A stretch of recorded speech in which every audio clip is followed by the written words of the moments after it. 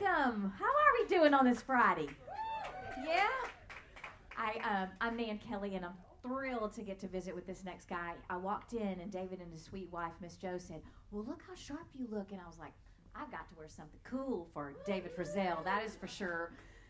Country royalty, beyond country royalty is what we're going to hang out with here in just a few minutes, or who we're going to hang out with in just a few minutes. But let me share a little secret. Let's welcome the newest inductee of the Texas Country Music Hall of Fame, Mr. David Frizzell.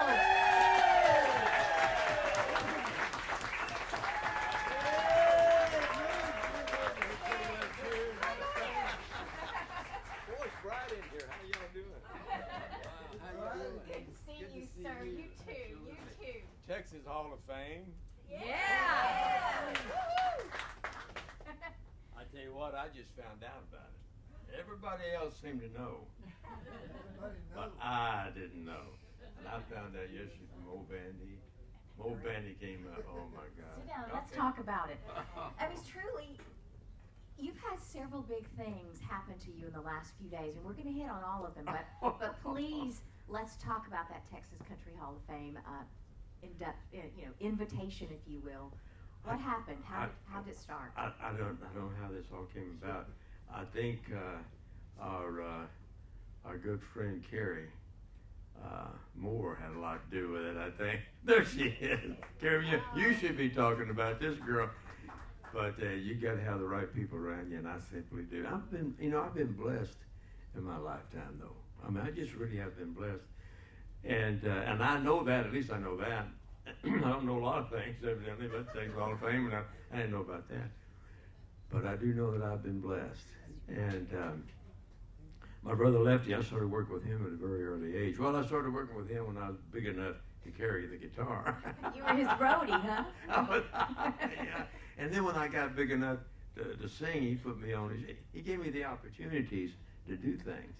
He didn't necessarily say, hey, but he just gave me the opportunity to be there. And I took advantage of it. I got a chance to meet everybody, work with everybody. Johnny Cash, God, became I had so many heroes. Johnny Cash just happened to be one of them. And Merle Haggard. Oh my God.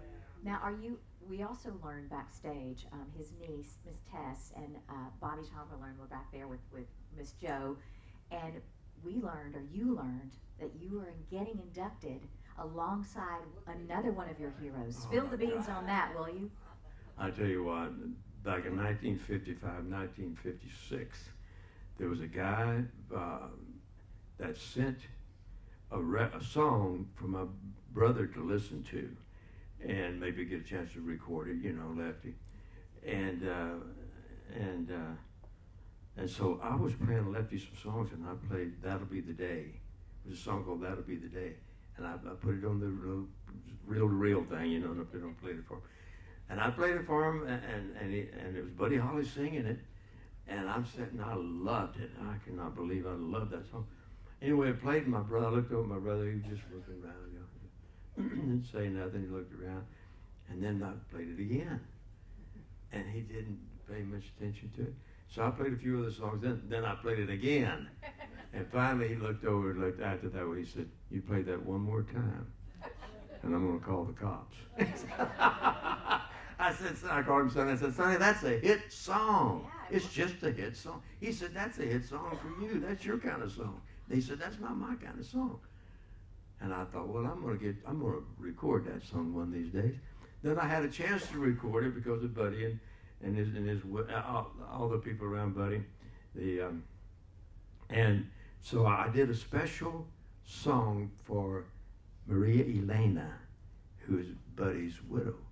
On her 80th birthday, I wrote a song for her and got it to her. She lived out of Dallas, and I got a song to her on her 80th birthday. It's called Maria Elena. Jimmy Fortune singing harmony with me. How much better does that get? Wow. And he's singing harmony. Helen Cornelius was with me on it as well. And she heard it, and she got a hold of her people. They got in touch with me and asked me to do a tribute album to the great Buddy Holly. So I said, well, gosh, that's a big project, And I said, can I invite some of my friends? They said, well, who's some of your friends? I said, well, Merle Haggard. He said, Merle Haggard, you know Merle Haggard? I said, everybody knows Merle Haggard. What are you talking? Jimmy Fortune, T. Graham Brown, they all came on and sang 21 song salute to the great Buddy Holly. Now I find out that Buddy Holly and David Frizzell are going into the Texas Country Music Hall of Fame at the same time. Thank you. Isn't that amazing? To me, that's really amazing. And I'm covered in chills. I don't know if you all are, but did you realize that you were going to get this kind of news? And David's not even done. There's been some exciting things happen in your life in the past few days, but to witness you sitting back there as your family declares to you that you're going into the Hall of Fame alongside of one of your idols. I wish you could have all seen his face in that moment. Oh my God. It was precious. Well, then it got the chills on me now, Oh, actually. good. It isn't, a lot of amazing things has happened to me, though, singing with Shelley West. And we got You're the Reason God Made Oklahoma. That's kind of an amazing thing.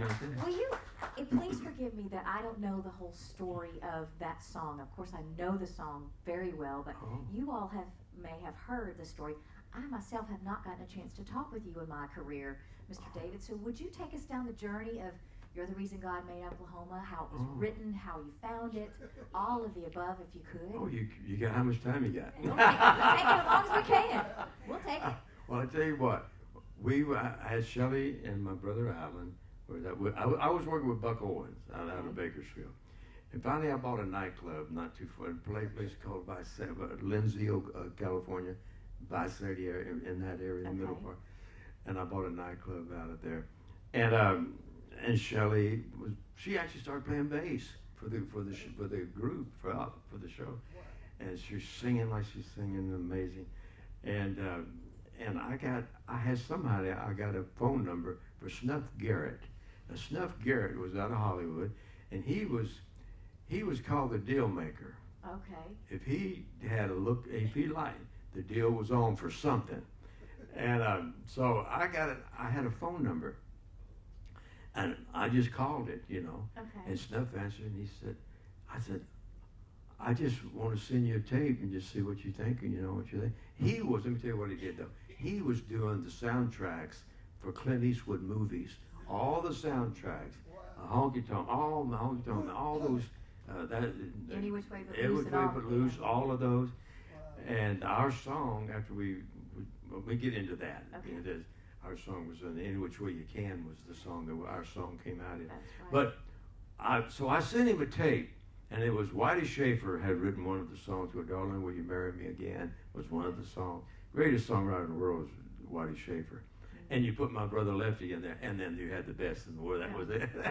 But anyway, so we recorded a couple of songs, and I sent it down to Snuff Garrett. Okay. And about 2 days later, I'm just sitting right out of Bakersfield, right out of Ventura, right out of Visalia area. And he called me and he said, "David, you forgot to send any pictures with that." He said, "You sent me a tape." And I just want to say that if you look anything like you sound, I'm going to make you and Shelley the next Sonny and Cher country music. And it's exactly what he did. We did Oklahoma. And then we got it all done. We had made a deal with a record label, David Nelson, David Nelson. Mm-hmm. David was working for the record label.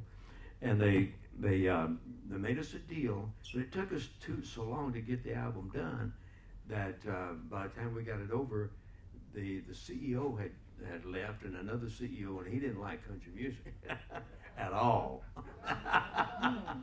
And so we didn't have no record deal. So Snuff started playing this album for everybody. He played it for Columbia's, Capitol, ours, everybody. And one day, he was down and had Clint Eastwood with him, and they were down at some kind of an art show out of L.A. And on the way back, he called me when it was over, it's said and done. He called me and told me what just happened. This is what happened. He said, "I'm driving back from wherever they were at, San Diego, somewhere south of L.A. And they were driving back, and he said, I knew that Clint was not going to jump because I was driving 70. So I played him, You're the Reason God Made Oklahoma. He said, after the song played, as he's driving, he's playing, and Clint's sitting there, and he played, and Clint looked out and he said, man, that's a pistol. He said, let's put that in my next movie. And Clint and Snuff said, I'll make you one better. I'll give you half. If you help me with it, I'll give you half of it. And so that's how it happened. When Clint wants something, it happens. And wow. And so the song came out, and the song was getting played off of the soundtrack album. Right. With the soundtrack. Right. And it started getting airplay just off of the album. And then, so Warner Brothers picked it up and put it out as a single. And that song went #1. Yes, it did. That's the whole thing about it. But it got played by everybody, and nobody wanted none of it until Clint Eastwood wanted it. Well, let's name drop another fella that you often talk about, and with good reason, your brother Lefty. Oh my God. Was there a big anniversary yesterday? Yesterday was Lefty's birthday. Oh, see there? Yesterday was Lefty's birthday. But Lefty was, he wasn't somebody that told you how to do something. He just gave you the opportunity to do it, you know. And he would come by. I was living in Loco Hills, New Mexico. My dad was in the oil field work, so we traveled from one oil well to another. And so we just happened to be in a place called Loco. He and Lefty on tour, because he already had the hits then, at that point. He had If You Got the Money, Got the Time, Love You 1,000 Ways, Always Late, Mom and Dad. Well, he already had all those. He didn't give me none of them, but we just know. Anyway, he came by and he picked me up. I was 12, 13 years old, and he come by and picked me up, and he let me sing on the shows, wherever it was. I don't care if it was a bar or, you know, or a nightclub. He'd get me on stage some way. I don't know. And I'd sing, and then after that, he'd take me to some recording studio someplace, and then he'd have me sing something, you know. And I never did really know why, but I didn't care because I was happy to do it. I was having a great time. And later on, I found out he was just checking to see if I was ever going to get a voice.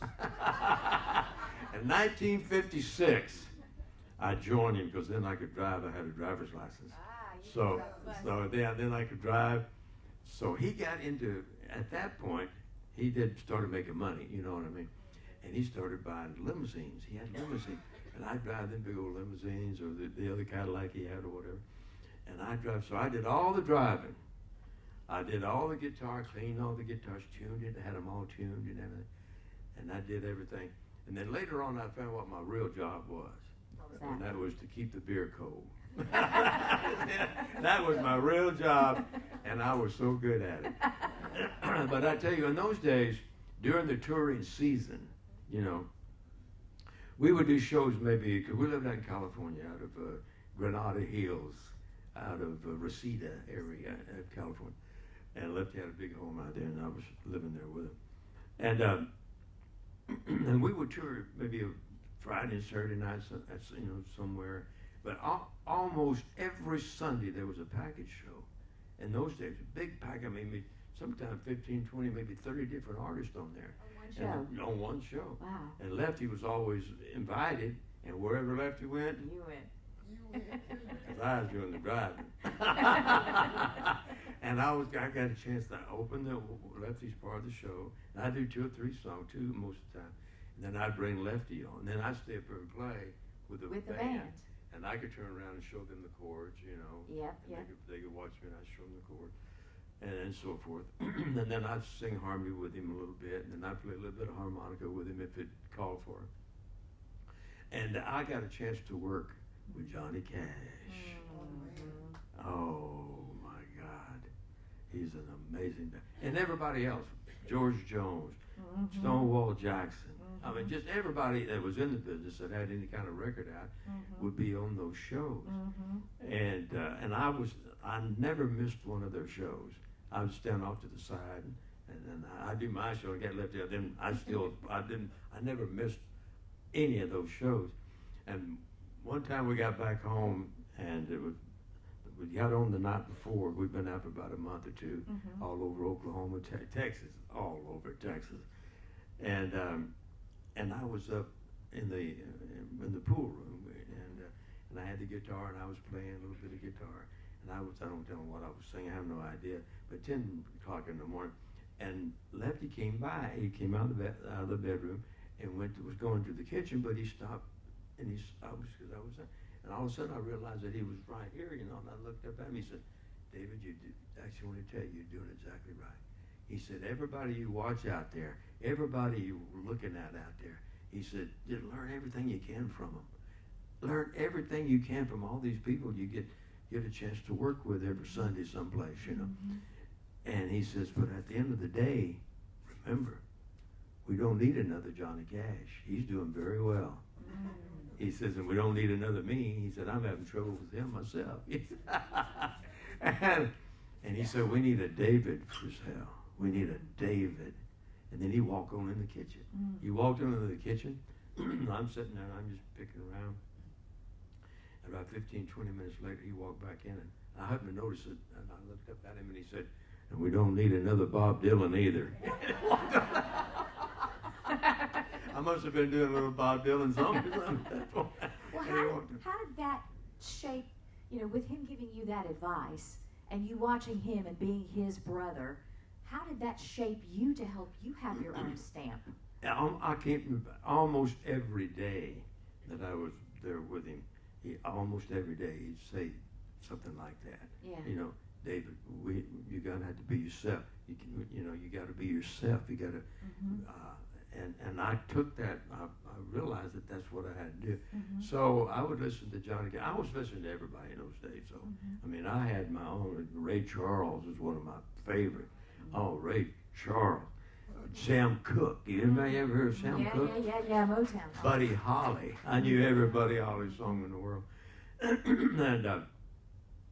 And so I just took it all from all of that. I just took David from all of that.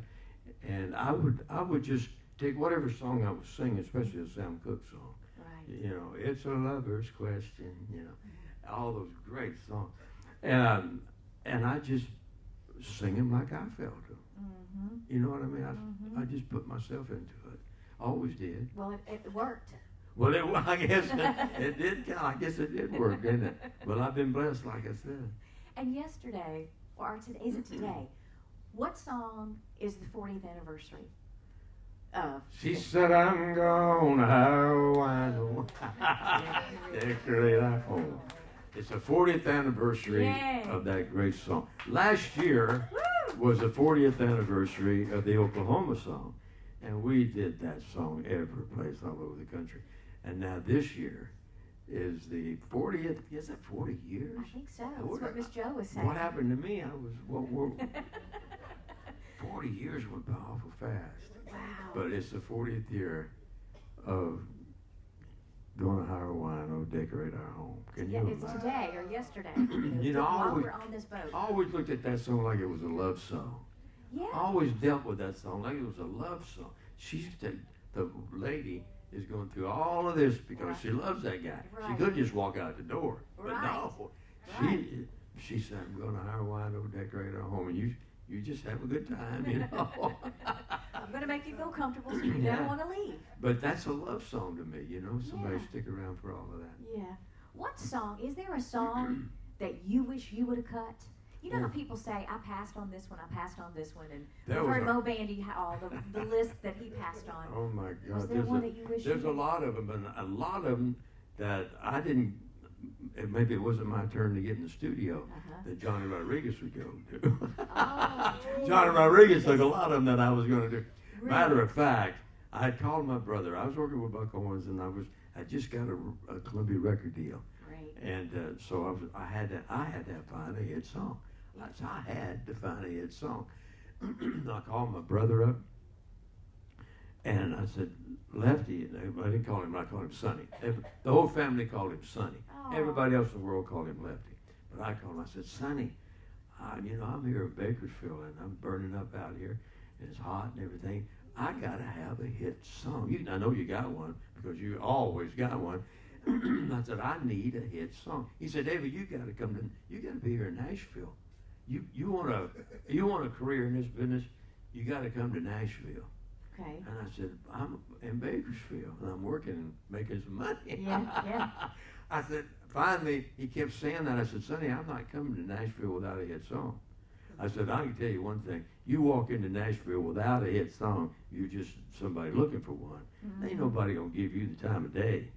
He said, but you coming to Nashville with a #1 record, big deal. I finally found the song, Because You're the Reason God Made Oklahoma. Mm-hmm. I recorded that song. It was going to #1, and I knew it. It was unlike everybody around me here yesterday. I knew it, and I knew it was going #1. So I made it back to Nashville. But I stopped at the outskirts of Nashville with the sign, Welcome to Nashville, Right. and I stopped.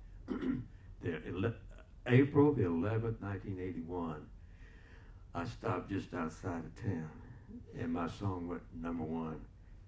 And I looked up, I said, Sonny, man of my word, buddy. Then I drove into Nashville with a #1 record. What a moment. Everybody was waiting for me. Oh, wow. Wow. True story.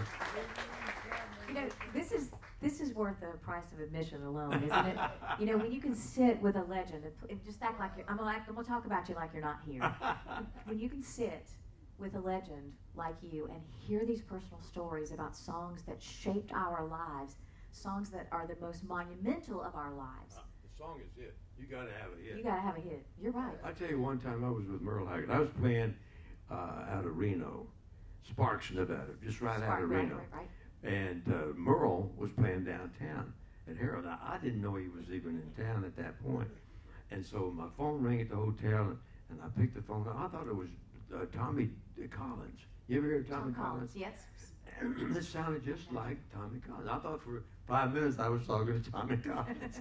Finally, Merle asked me, he said, why don't you come down to the suite? He said, let's get together for this afternoon. Let's get together and pass the guitar around and everything. So then I realized it was Merle. And I said, I'll be down there in a minute. And so I went down there, and him and I were sitting just like me and you sitting here. He'd sing a song. And I said, he'd hit some note. I thought, I know you got that note. That was from whatever song Lefty had did that song. You know? And then he'd pass over me, and I'd sing and do the same thing. And finally I said, Merle, I just got to tell you, I got to have a hit song. And I know you got some. And he said, oh, David. He said, let me play you one. Let me play you something. He played me, that's who it was in 51. Is that a song that is an incredible song. Anyway, he played me that song. I said, Merle, it says Lefty and Hank in that song. Yeah. I said, Merle, I gotta have that song. That is a hit. I gotta have that song. He said, David, I can't give it to you. That's my next single. I said, I can't help it. I have got to have that song. He said, I tell you what. He said, I just finished my live session for this year. Okay. He says, and he said, I got a bunch of songs left over. He said, I'm going to tell you what I'm going to do. I'm going to send you 10 songs. He said, I guarantee you 6 of those songs are hits. I said, well, would you do me a favor when you put those together? Underline those 6. So you don't miss them, right?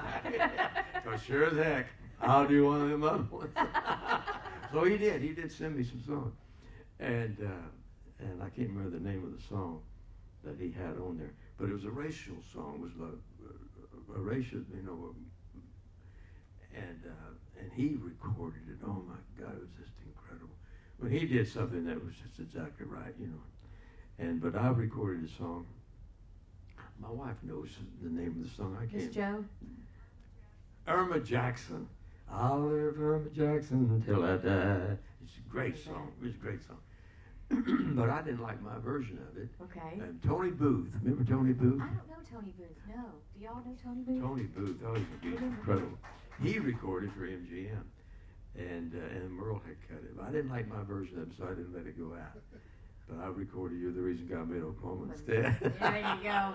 I think you got the longest. But Merle did at least send them to me, didn't he? He Yeah, did. he sent them to me. What is his? I mean, I know he's one of your heroes too. Oh, you man. talk about Buddy Holly. You talk about Johnny Cash. Oh, man. You talk about Merle Haggard. What was it about Merle that you loved? He was just like my brother Lefty. He was just like me and you. He was he was just like a real person. Normal people.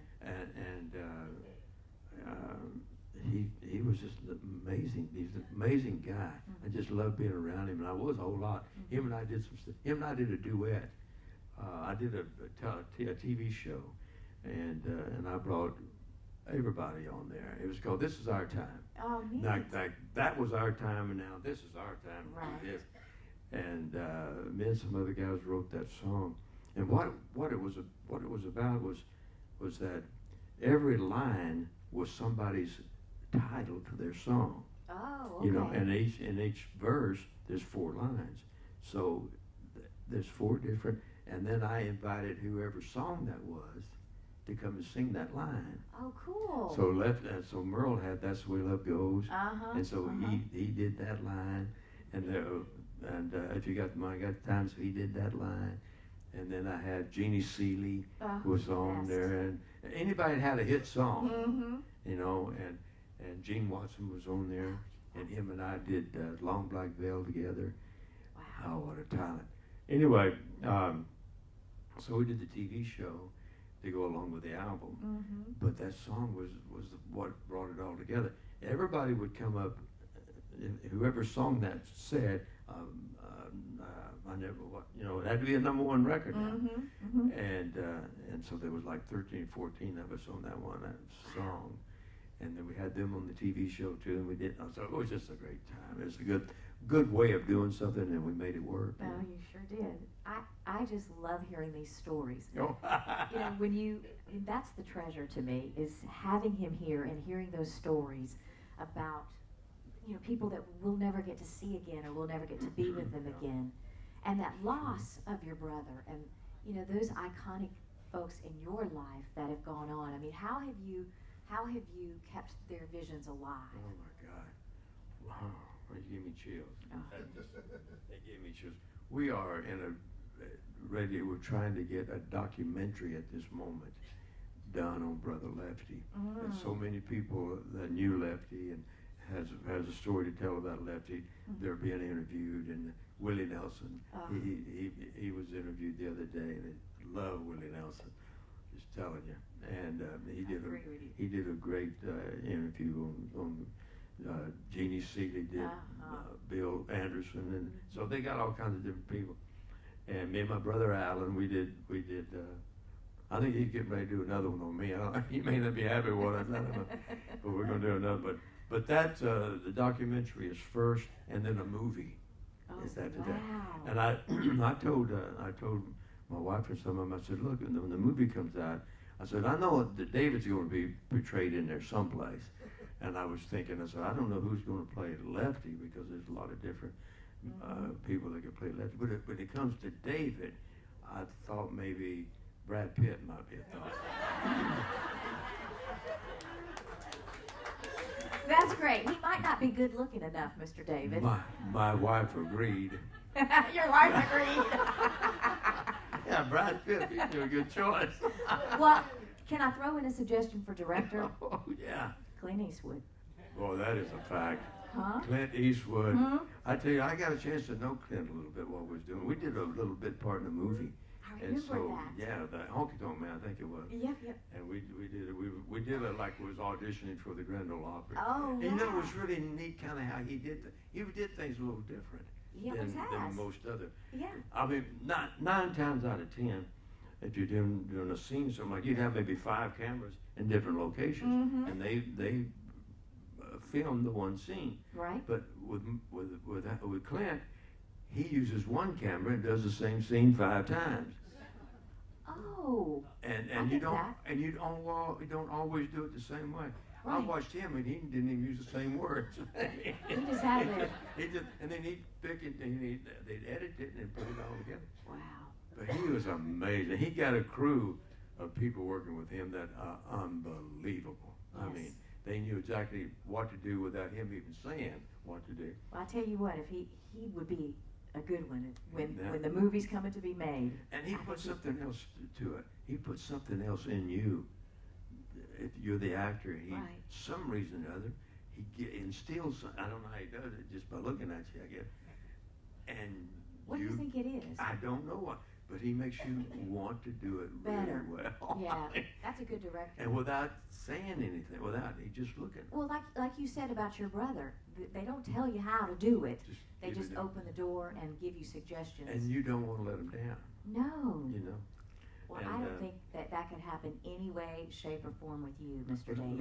Lefty was my whole thing, and he was my big brother for one thing, but he was also Lefty Frizzell on Your the other mentor, hand. right. And I listened. I used to be able to imitate him. Oh my God! But I think the best imitator was Merle. Merle Ag was the best imitator I've Of your ever brother? seen. Oh yeah, of anybody. I seen him. Really? I seen him even imitate Buck Owens. Wow. I seen him do. He could do Hank Snow for you just right here now. He just listen. He could listen to you and he could sound just like you. Oh, no. I mean, he just had. I know that's a gift. That is a gift. He's an amazing man, and I watched him do it. He used to do these shows, and he'd do Johnny Cash, and he'd put a Johnny Cash jacket on, hung clear down the ear, you know. And then he'd do Johnny Cash, and it sounded exactly like Johnny Cash. Then he'd put a buck on, he'd put that bolero jacket, you know. He used to do all that stuff on his shows. I got the idea I want to do, you know, my shows. You know, Merle can do what, you know. Right. So I do a little Johnny Cash thing on my shows, and I was going to start my part of it off by just doing a little Dolly Parton thing, you know, but I kept breaking those watermelons. I couldn't get them. Oh no, I couldn't get them. Mr. David. Oh no. Oh. I'm sorry. I just did that because Carrie sitting back. Well, now that you've pointed out to the house, I know we're going to have to let you go here in a second, but I wanted to open the floor if anybody has some questions. Oh. You got the legend here himself. Would you like to?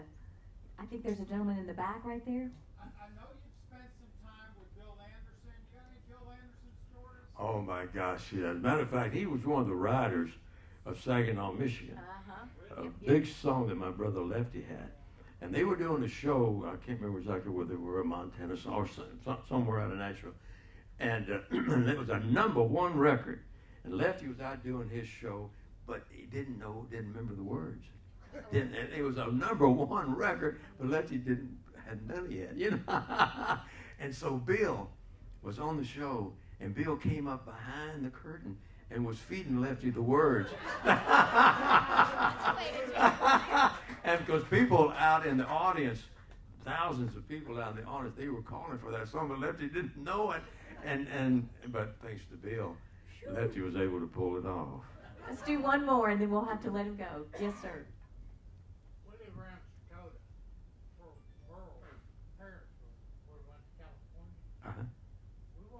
We'd like to know how Merle met Lefty and your brother. I can tell you exactly how Merle left. You got a chance, you got a minute to do that? It's your time. You. My God. Lefty was doing a show in Bakersfield at the Rainbow Gardens. And anybody heard of the Rainbow Garden in Bakersfield? A lot of people worked there. I even worked. I wasn't with Lefty at this particular moment when he did this particular show, but the next time he was there, I was with him. This particular time, Lefty was backstage getting ready to go on, and a fella had a young 16-year-old kid with him who just was dying to meet Lefty.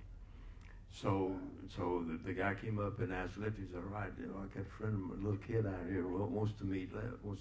Is that all right if we do that? Lefty said, well, bring him in here. Of course, and Lefty was waiting before he went on the show now. Wow. There was 2,000 people waiting to see Lefty out there. 2,000 people that fit into that Rainbow Gardens. Anyway, so they brought this kid in. He said, well, what's your name? He said, well, my name's Merle Haggard. He said, I just really want to meet you. And the guy said, Lefty, he sounds just like you. When he sings, he sounds just like you. Lefty said, really? Well, sing me something. And he sang Rough and Rowdy Ways. There's an old Jimmy Rogers song, Rough and Rowdy Ways. And he did another. Lefty looked up and he said, he does sound just like me. About that time, the owner of the club came up to Lefty and said, Lefty, it's time to go on. Lefty said, I'd like to see the young boy go out there and open the show. And the club owner said, oh, we can't do that. We got 2,000 people out there wanting to see you. They said, well, I ain't going. until this young lad gets up there, 16 years old, and so he's, well, okay, so Lefty gave Merle his guitar. This is Lefty Frizzell. The special guitar was made by Gibson, and Merle went out there, did Rough and Rowdy Ways, ended up doing 2 or 3 songs because he's just incredible, and that's how Merle met Lefty. And that's when he decided, this is what I want to do too. And from then on, we had us a Merle Haggard, who's absolutely one of the, I actually tell you the truth. I even wrote a song for those 2 people called Lefty, Merle, and Me. Lefty, Merle, and Me. And it's always been that way in my lifetime. It's always been Lefty and Merle. It's been my brothers, Because I got some other great brothers. I got my brother Alan, is probably one of the most talented people you'll ever meet in your life. And was married to Shelley there for a while. And I actually got a better deal. I sang with her longer than he was with. But I sang with her for a long time. She is, but anyway, but that's how Merle met the great Lefty Frizzell. I have to just tell you that actually, if you haven't met Lefty or you haven't heard of any, I feel sorry for you. I'm telling you, you want to learn how to sing a song. You want to learn how to write one, him or Merle, either one. I'm telling you, they are incredible. Well, we think you're incredible. Well, thank you. Don't we, everybody? David Frizzell, Thank you. God bless you, sir. We got to let you go. Thank you so much. What a treat. Let's give him a big hand, y'all.